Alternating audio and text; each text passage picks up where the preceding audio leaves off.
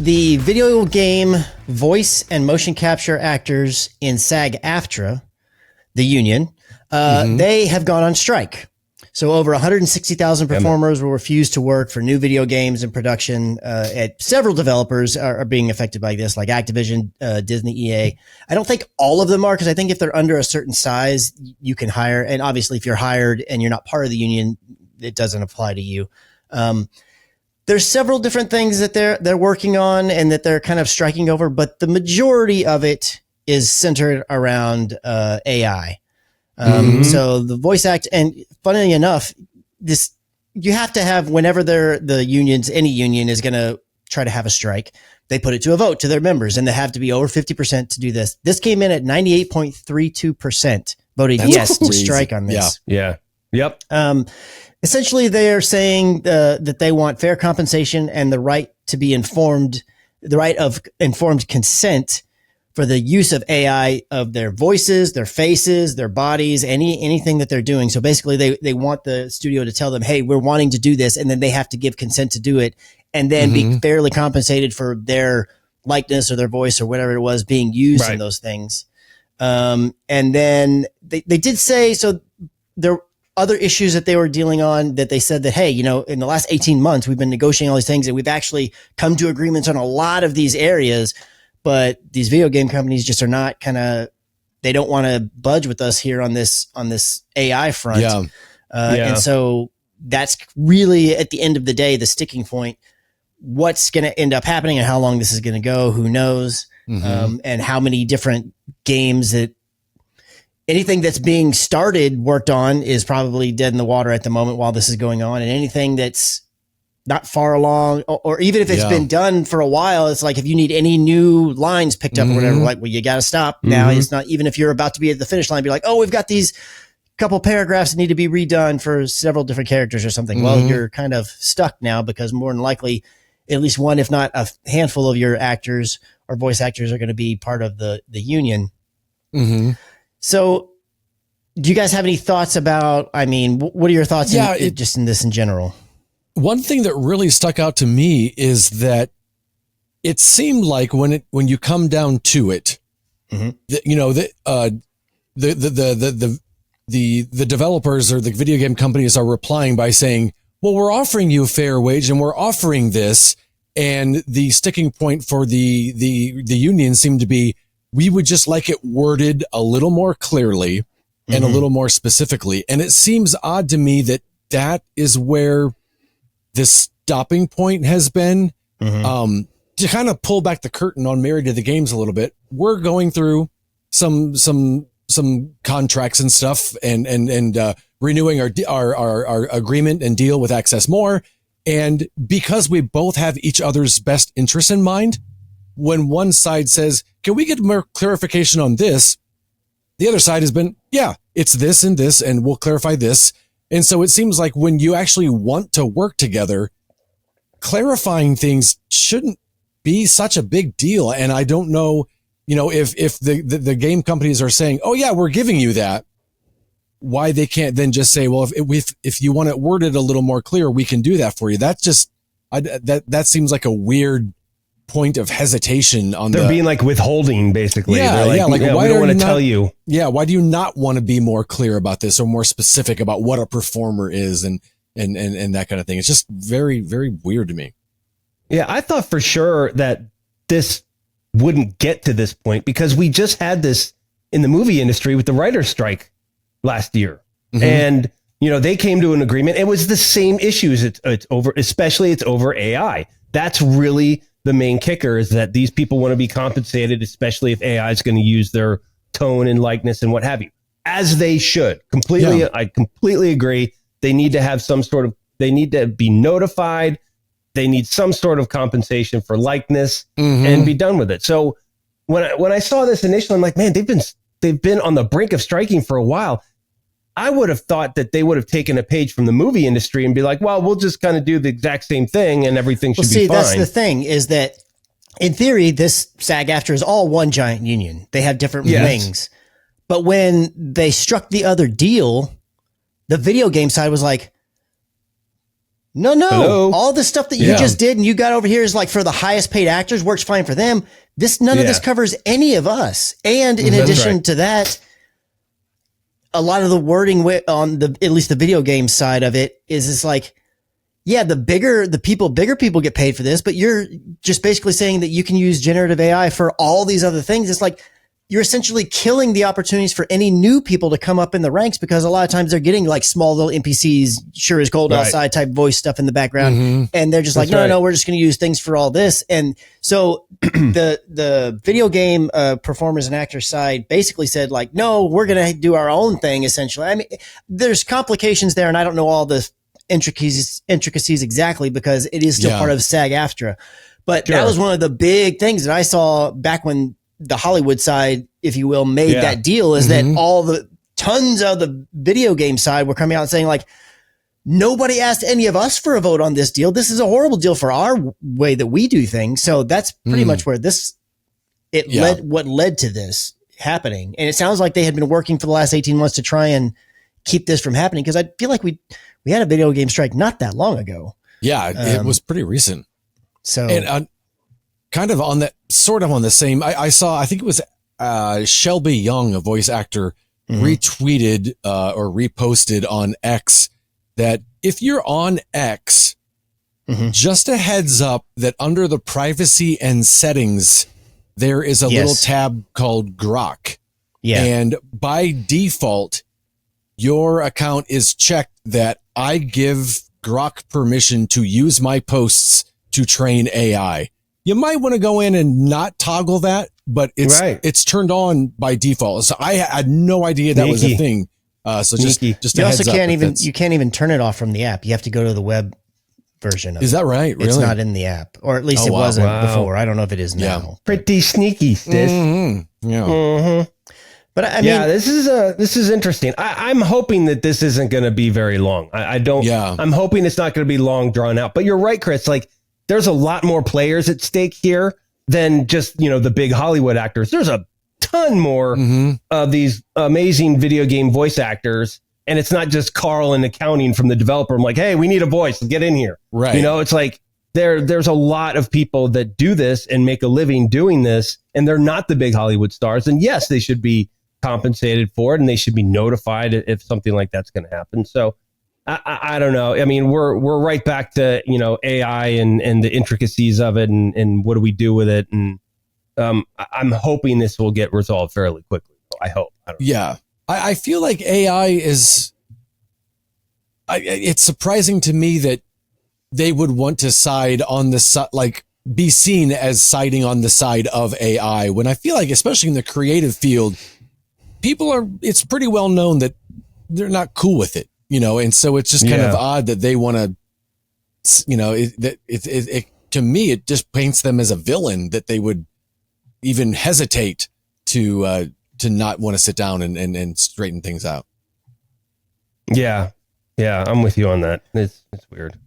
I could not be more anti-AI than like almost everybody. Like I cannot stand it. And now again, AI is like a buzzword. AI can you just throw out that term that seems to encompass everything. Being in part of the video industry and video production for a long time now, when I go into After Effects and I use their latest version of tracking to track a piece of footage and then put like a different thing on it, that's artificial intelligence. AI, like the NPCs that are running around the world when you're playing Assassin's Creed or whatever, and there, or maybe that's part of your band that's helping you defeat this thing. That's all AI. I'm not talking about those kinds of things. The AI that I'm talking about is AI that replicates things, usually in a shoddy way. Now, granted, yes, with every passing day, things tend to get better. That's the whole reason why they're trying to train these things on various things so that in theory it can get better. But it feels like, and maybe it's a little bit less so with things like voice acting and whatnot, but I feel like, and I'm not even, I don't find myself particularly skilled in it, but I feel like I can spot it a mile away because it feels so soulless. And to me, just like games going free to play, just like everything going on the video game side, and I speak specifically about video games because I care more about it. Yes. All things going to subscription services, all of these things in my opinion, continue to just devalue to the detriment of the art form, the value that it brings. I think I think when all these games are just nothing but free to play, I think it makes people just demand things being free to play. And then you have to deal with all this other stuff and the quality tends to go down because it's all about what we can do. When everything's on a subscription service, nobody ever pays for a game. Nobody ever wants to pay for a game that doesn't want to go that route, even though it's really worth that amount of money. Even though I just feel like it degrades everything. And with AI in particular, I am not for using it to now. Granted, let's say, so for instance, it came out just before the Olympics came out, or launched, that on NBC or Peacock or whatever, you can go to their app if you have their thing and you can get like daily recaps of like, here's the highlights of the things that happened. And it's like a minute and a half, let's say. I don't know exactly. But they reached out to Al Michaels and they got him to license his voice and they just create these whole things and they just produce it with AI using Al Michaels' voice. I don't like that.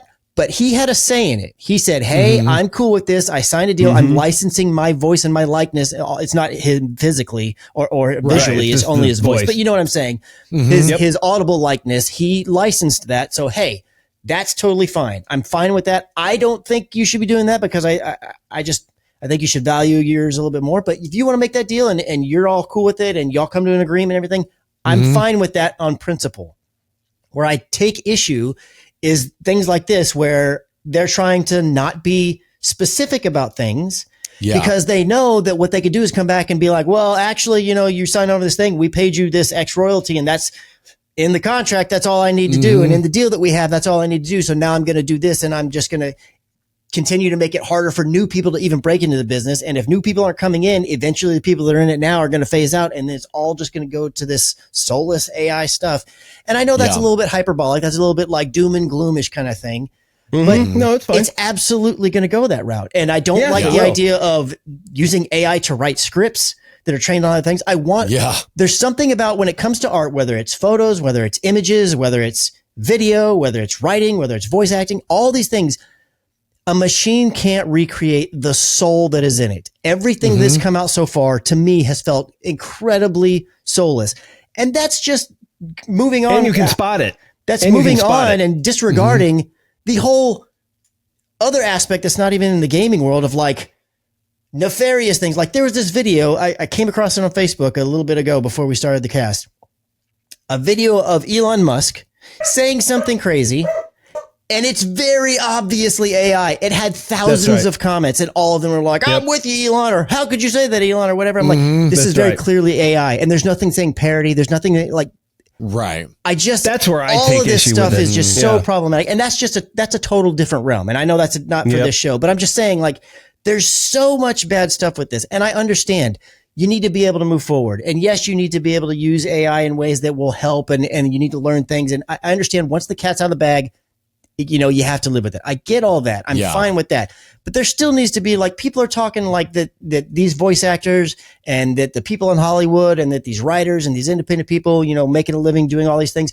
People are talking like, oh, like they're being real, stingy or all this kind of stuff. It's like, or they don't want, progress for, tech and all this stuff. It's like, I don't care. I hope this, selfishly, even though it's going to hurt me from a video game enjoyment standpoint, I hope this thing goes until they get every single thing that they're asking for. I want them to take them to the cleaners. I want them to win every single thing that they want because I just think that this is garbage. And I don't think you should be treating creatives this way. And the more that you do to damage today's creatives, the less creatives we're going to have in the future. Because they're not going to have any way. And the cheaper everything is going to look. Yeah, everything looks so much more cheap that way. So I agree. It really bums me out. I have a whole folder on my Flipboard of just an AI folder. I just put all this AI stuff and I just sometimes when I have to stop reading because I just get so miffed. I'm just like, I got to get out of this AI Sometimes folder. when I want to get really mad, I go on my Flipboard and go to the AI folder. I never want to get mad, but every time I add more articles to it, I'm like, all right, I gotta move on from this kind of thing. So I mean, a lot of it for me bums me out. It does. It really bums me out. I think a lot of it too is laziness, to be perfectly honest. I think, and I've seen it a lot as a web developer. When I first started learning web development and design and programming, there's so many resources and there were so many great tutorials and they walk you through the code. And nowadays, everything is bundled. Everything is a plugin. Everything is that you don't have to learn it. You can essentially download the code. You just need to follow the installation instructions and you're done. And for me as a developer, I don't work that way. I'm not a book smart guy. I am a street smart guy. So I want to know it, like, give me the code and let's break it down. Like, how does this work? Because then I know how everything functions. If I have to tweak it, I can tweak it, and I don't have to go on a message board and re-download another plugin for something. So there's a lot of laziness going on of just, I need something quick and dirty, and I don't really need to learn it. I just need to grab this, and I'm done. Yeah. And it just cheapens everything. So I know we've gone on a little long about this, but this is not video game related, but I'm just going to do a slight aside. So I had gone not too long ago. I went to this, it's not really a conference. It's more like a meeting. So there's in the Dallas area, there's all these there's this production club. Club's not even the right word. It's more like an organization, association where people in the industry perhaps? Can kind of, but they don't use that term. But they were talking to these people. They were going to have an event where they're having these people come from this agency to talk about AI. I was like, okay, let's go. Let's hear what they have to say. Because maybe they're going to tell me something that I don't know about that I should be like, oh, that's actually a pretty valid point, or yes, whatever. Yeah. I went to this thing. And they actually did produce a couple of things. I was like, okay, I'm totally cool with that. I understand that. That makes sense. I had never thought of that, or I hadn't heard of that. I'm totally good with that. But then the main guy that owned this agency, he's like, I really like playing guitar. I played guitar for many years. It's a thing that I enjoy doing. He's like, but I'm a busy guy. I've always been busy, and I created this agency and I've been working to get it going. And so I can't read music. I can't do all these things, but it's like, but I like to play guitar. And he's like, now with AI, what I can do is I can go over to my computer. I can play a chord and AI will write a song for me. And so it's giving me the ability to do a thing that I never would be able to do in my life. I was like, I wanted to go up so bad to the little mic afterwards. I wanted to be like, hold on a second. Excuse me. Last I looked, you have 2 arms and working hands. So it's not that you don't have the ability to do it. No, you found other value in creating this business. And now what you're trying to do is tell me that I should be okay with the machine destroying what another person dedicated their life to because they did find value in it. And you're thinking I should just be cool with that and okay. And I'm just not. Yeah. I'm just not. Man. It irks me to no end.